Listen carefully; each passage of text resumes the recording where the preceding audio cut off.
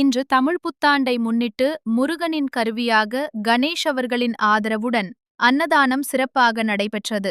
அன்னம் வழங்குவது உயர்ந்த தர்மம், பசியாற்றுவது பெரிய புண்ணியம். இன்றைய இந்த நல்ல செயல் பலரின் முகத்தில் சிரிப்பையும் மனதில் நம்பிக்கையையும் விதைத்தது. இனிய தமிழ் புத்தாண்டு நல்வாழ்த்துக்கள். அனைவருக்கும் ஆரோக்கியமும் செழிப்பும் பெருகட்டும். உணவு ஒரு மனிதனின் அடிப்படை தேவையே அல்ல, அது ஒரு உயிரின் வாழ்வாதாரம்.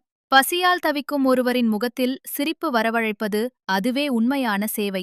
நமது மென்மை அறக்கட்டளை மூலம் நாங்கள் தினமும் அன்னதான சேவையை செய்து வருகிறோம். பசியால் தவிக்கும் முதியோர்களுக்கும் ஏழை எளிய மக்களுக்கும் அன்போடு உணவு வழங்கி வருவது எங்கள் கடமையாக மட்டுமல்ல, எங்கள் வாழ்வின் நோக்கமாகும். அன்னதானம் என்பது எல்லா தானங்களிலும் சிறந்த தானம். ஒரு மனிதனுக்கு உணவு அளிப்பது அவருக்கு உயிர் கொடுப்பதற்கு சமம். இது ஒரு சாதாரண உதவி இல்லை, இது ஒரு தெய்வீக சேவை.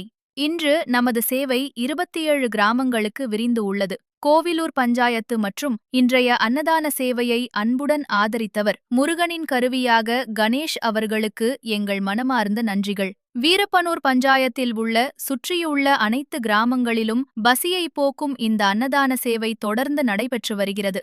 இன்று எங்கள் மக்களுக்கு வழங்கப்பட்ட அறுசுவை உணவு, சுவையான பிரிஞ்சி, குறுமையான வடை, இனிமையான ஸ்வீட் மற்றும் பாயாசம். இந்த உணவு அவர்களின் வயிற்றை மட்டுமல்ல, இதயத்தையும் நிறைத்தது. இந்த புனித சேவைக்கு ஆதரவு வழங்கிய முருகனின் கருவியாக கணேஷ் அவர்களுக்கும் மேலும் சிவலோகம் திரு மடம் வாதவூர் அடிகள் அவர்களுக்கும் எங்கள் மனமார்ந்த நன்றிகள்.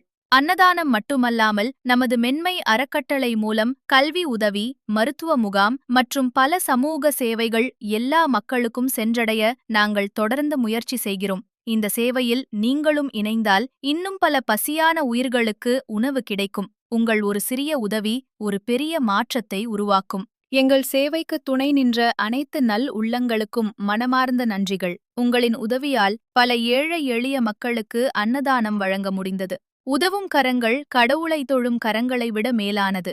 இந்த சேவை உங்கள் ஒவ்வொருவரின் ஆதரவாலும் தான் சாத்தியமானது.